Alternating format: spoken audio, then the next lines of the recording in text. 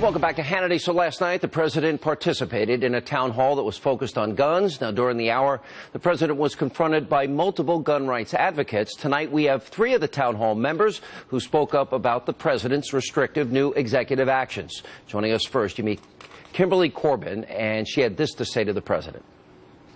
As a survivor of rape and now a mother to 2 small children, it seems like being able to purchase a firearm of my choosing and being able to carry that wherever me and my family are, it seems like my basic responsibility as a parent at this point. I have been unspeakably victimized once already, and I refuse to let that happen again to myself or my kids.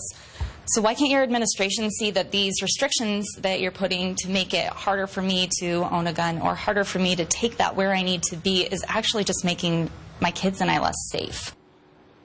Kimberly now joins us. Kimberly, thank you for being with us. And let me first say on behalf of a lot of people, it's very strong of you to tell your story. And we're sorry anybody has to go through that. Thank you for being here. Were you happy with the president's answer?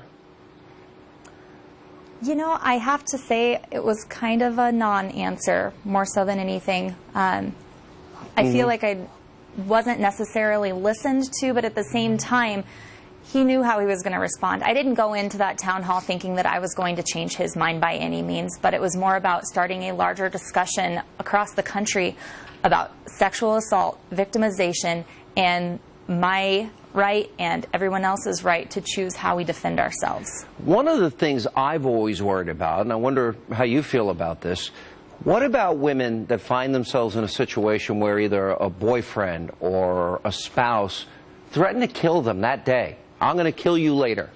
Do they have the right, shouldn't they have the right to go to a gun store when the direct threat has been made to them and purchase a weapon to protect themselves, especially under a specific threat? Yeah, absolutely. And unfortunately, we can't do that at this point. I know all too well that, the officers, just like the officer that we've been hearing all the audio on, they're there to protect us as much as possible, but very, very seldom do you actually get there at the time that a crime is taking place or within the few seconds afterwards. Yeah. The best line of defense, obviously, is going to be ourselves. I've always asked people that have a different view than I do, and obviously you and I agree, what do you do if you're in that room in San Bernardino or a similar situation? Or what do you do if somebody breaks into your house? And the answer is, if you don't have the ability to protect yourself, there's nothing really you can do against an armed assailant. Isn't that the real answer? Right.